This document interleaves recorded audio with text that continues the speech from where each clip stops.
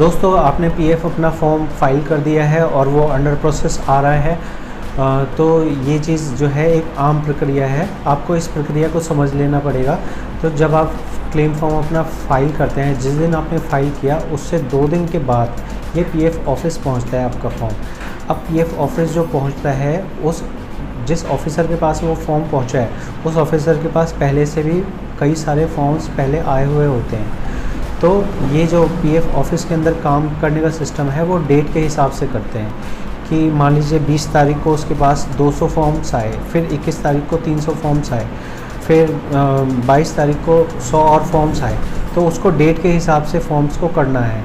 और आप जैसे ही सैकड़ों लोग और फॉर्म्स भरते हैं तो अलग अलग ऑफिसर्स के पास एरिया के हिसाब से आपके फॉर्म्स जाते हैं। तो ऐसे में क्या होता है कि आपके फॉर्म्स को हो सकता है कि नॉर्मल तरीके से यहाँ पे टाइम लग रहा हो।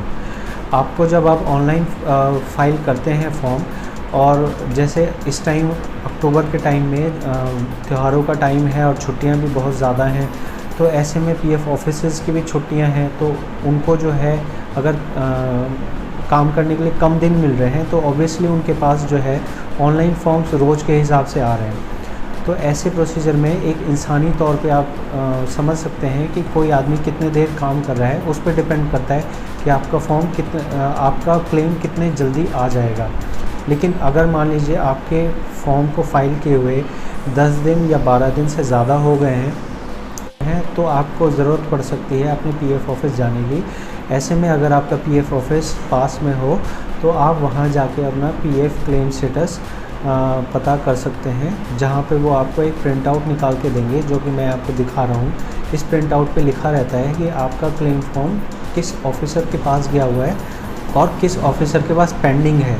तो आपको अगर जेन्युइन दिक्कत है कि आपको किसी के ऑपरेशन के लिए चाहिए या किसी की मैरिज के लिए चाहिए, किसी की कोई कंस्ट्रक्शन के लिए चाहिए, तो आप जाके पर्टिकुलर ऑफिसर से मिल सकते हैं कि सर मेरी ये जेन्युइन प्रॉब्लम है। आप एविडेंस ले जाएं, कोई डॉक्यूमेंट ले जाएं तो बहुत अच्छा रहेगा।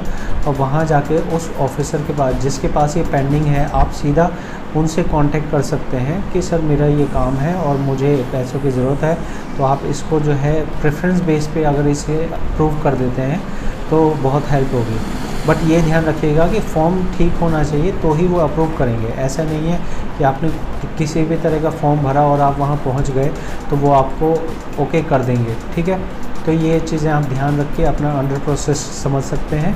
और इस तरह से अगर आपको और कोई समस्या हो तो आप यूट्यूब चैनल पे ही और वीडियोस देख सकते हैं मेरे, या फिर आप सीधे तौर पे हमसे व्हाट्सएप से जुड़ के अपनी समस्या समझ सकते हैं।